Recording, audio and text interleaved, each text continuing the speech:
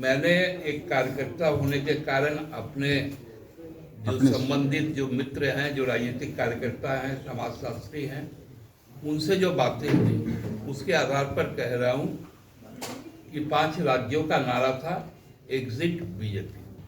हमें लगता है कि जो 5 राज्यों का चुनाव है, स्वाभाविक तौर पे इन 5 राज्यों में भारतीय जनता पार्टी की विदाई तय है।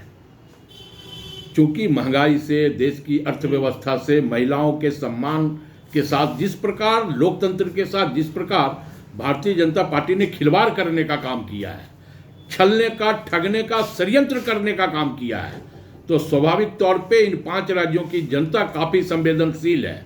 और उसी संवेदनशीलता को अपनाते हुए 5 राज्य की जनता ने भारतीय जनता पार्टी का विदाई का पूरी तरह आमंत्रण तय कर दिया है। मध्य प्रदेश में जिस प्रकार लोकतंत्र की हत्या करके भारतीय जनता पार्टी ने सरकार बनाने का काम किया है, तो मध्य प्रदेश की जनता भी इस बात को देख रही है।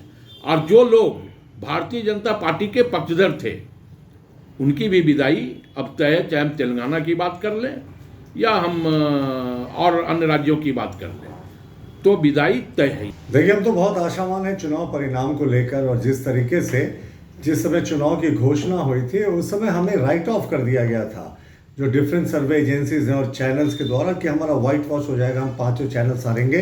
अब आप एग्जिट पोल्स को देखिए, और तमाम जितने एग्जिट पोल्स हैं सबके अगर एवरेज को भी निकालें तो राजस्थान में हम बहुत ही कंफर्टेबली जीत रहे हैं, बड़े मार्जिन से जीत रहे हैं।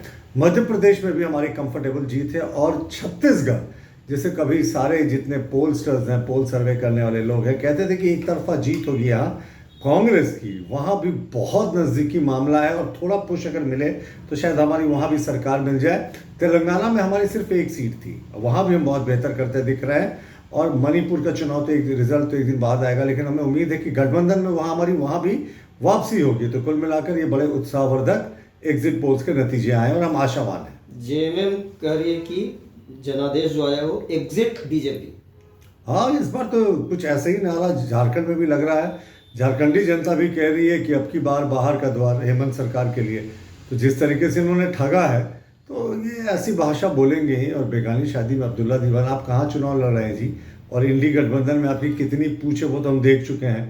तो मुझे लगता है इनको बोलने दीजिए। चुनाव परिणाम अब महज 24 घंटे से भी कम समय है, परिणाम आ जाएंगे, हम आशावान हैं। लाइव लगातार के वीडियो को लाइक करें, सब्सक्राइब करें और बेल आइकन को दबाना न भूलें।